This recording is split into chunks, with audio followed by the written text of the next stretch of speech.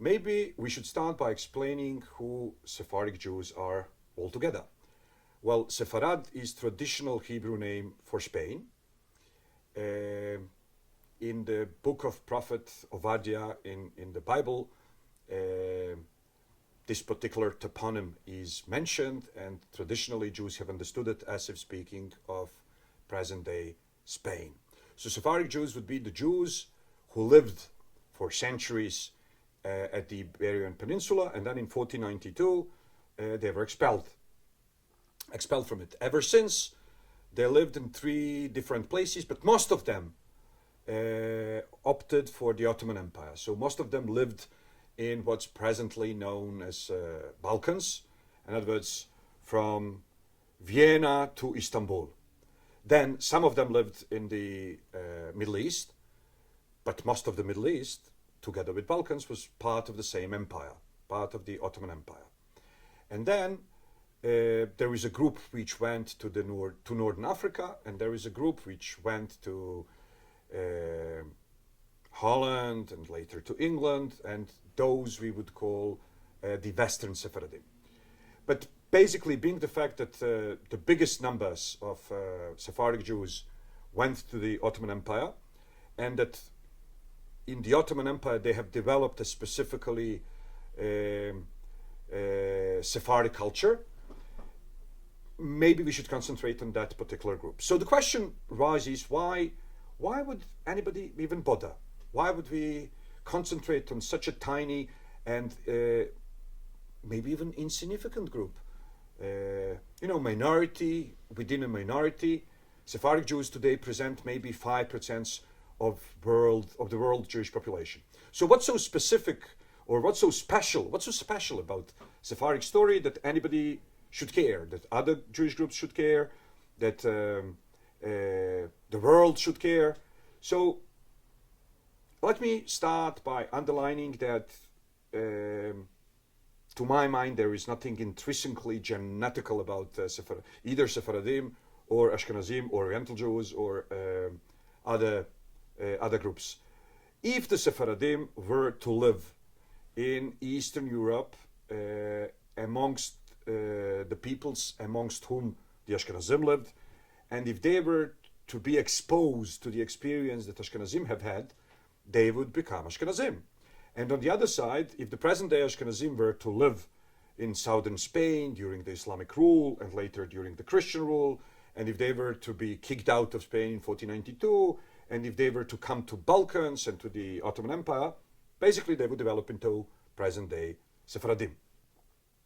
So it's the experience, different experience that these two groups have had that developed them, that helped them develop or caused them to develop in the direction they did develop.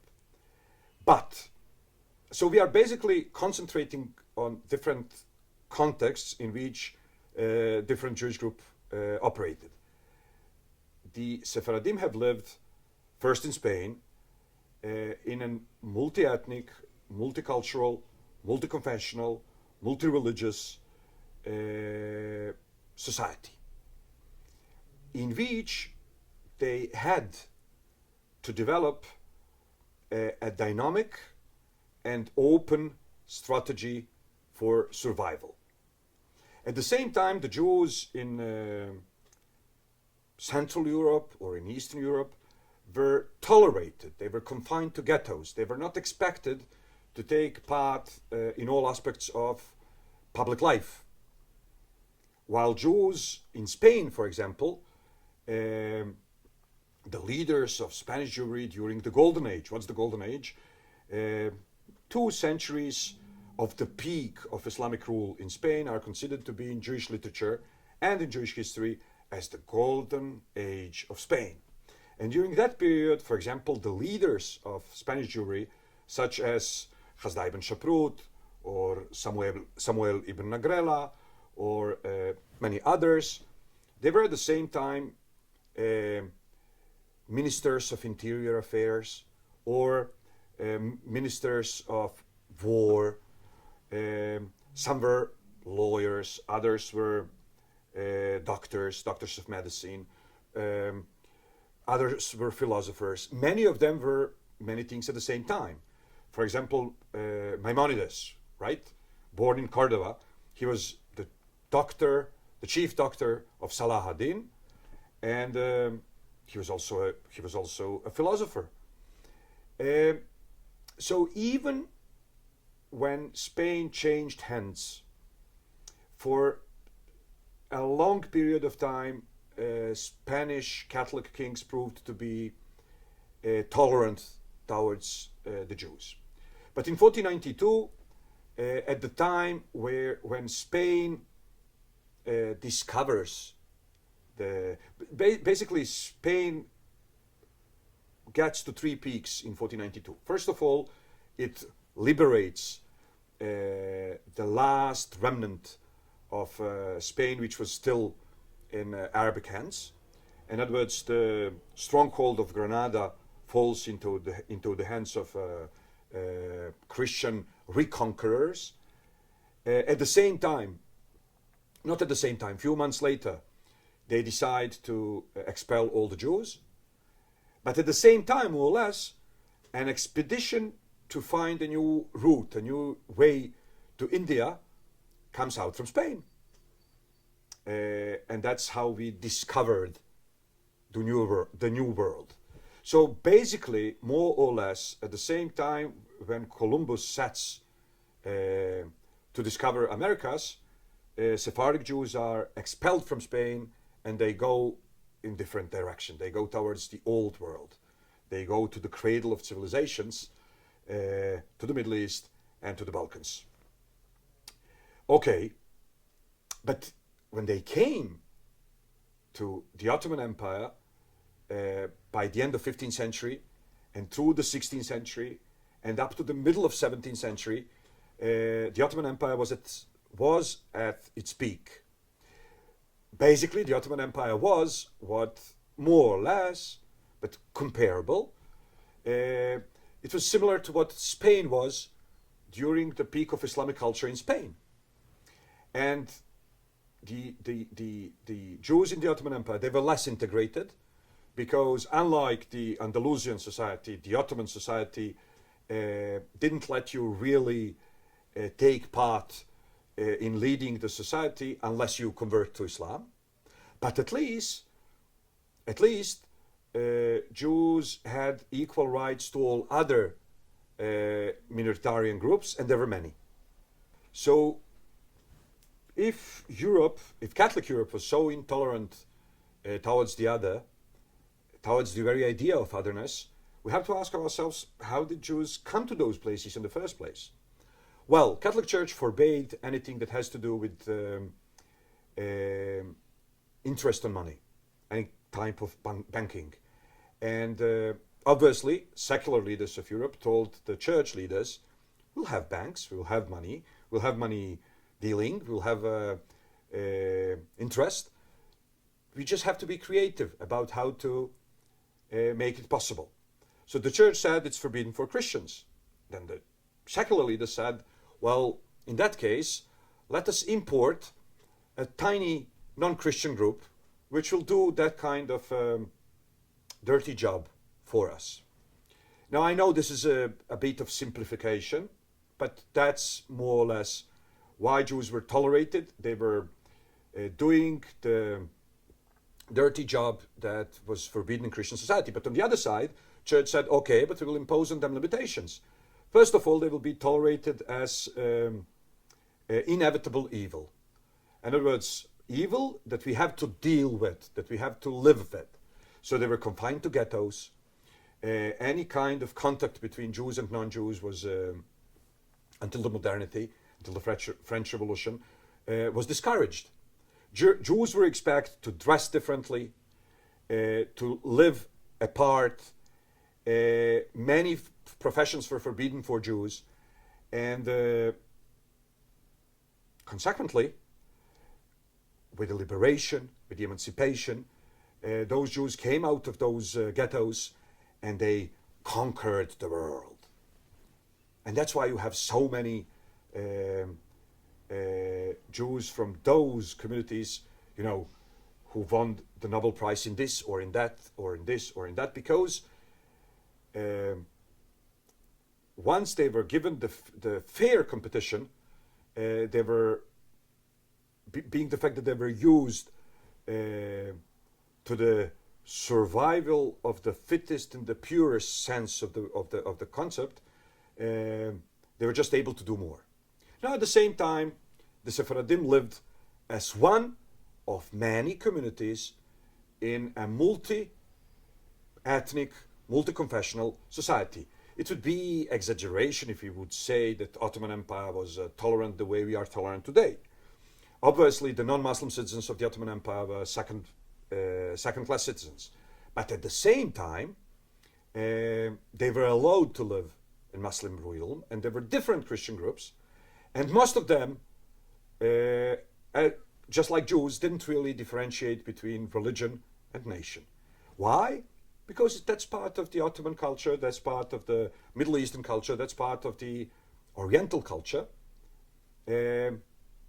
Ethnic and national and religious are somehow mixed. So Jews in the Ottoman Empire were not confronted with the, biggest question of the Jews in Middle Europe and Western Europe. Whether Judaism is nation or religion, whether you are French of Jewish faith or you are Jews who, for whatever reasons, are temporarily in France. And then these questions really, they were very important in the Ashkenazi community, and they created different groups. The way you answered to those questions defined who you were. And then, in the Ottoman world, whether Judaism is religion? Yes. Whether Judaism is ethnicity? Yes. So why Jews are different? They are not. Being Greek is ethnicity. Being Greek is religion, because Greeks have their own national church. Being Serbian is ethnicity, nationality, and religion. Why? Because they have their own national church. Being Bulgarian is ethnicity, nationality, and religion. So Sephardic Jews were just like anybody else. So they didn't have they didn't have too many reasons to develop inferiority complex.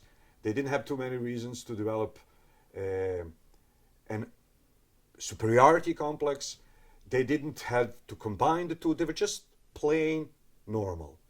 So if we were to ask ourselves the question why this Sephardic experience is relevant for the West, why it is relevant for Western Europe, for example, why it is relevant for United States of America, for the Jews there, for the non-Jews there, to my mind, the answer is very simple. First of all, Sephardim have lived in a multi-ethnic, multicultural, multi-religious society, so they have developed Jewish ways of surviving in such a society while staying at the same time totally attuned with general society and totally Jewish. So it's not that we have to choose, we have to pick between self-ghettoization or assimilation. Rather, there are ways of belonging totally to both identities. And from that point of view, the Sephardic experience can prove to be very relevant for the world Jewish population, which today lives in totally different situation, in a situation which is much more similar to the Sephardic situation than to the medieval Middle European or Eastern European Jewry. Then another thing, there is an ever-growing Muslim community in Europe, and the same is true about the United States of America. And Sephardim have lived with Muslims for centuries. First in Andalusia, with total integration of two cultures, and then later in Ottoman Empire, where those cultures were integrated to a lesser degree, but still they didn't look at each other only through the ruffle. So the question is whether the Jews and Jewish communities in the West should adopt the Israeli way of confrontation with Islam, or should they adopt the Sephardic way of living with Muslims through mutual respect and mutual common culture. Then third thing is the biggest growing community in the United States are the Spanish speakers. So the Latin community is becoming every day more important in the United States. And there is a Judeo-Spanish culture, which is Jewish and which is Spanish, and which might prove to be important for the Jews in America when approaching the Latin community and when developing a new Jewish identity in a dynamic and ever-changing American society. So basically, this experience is relevant for the way Jews relate to others. It's relevant for the way Jews relate to themselves. And to my mind, it's also relevant for the way the others relate to the Jews. Thanks.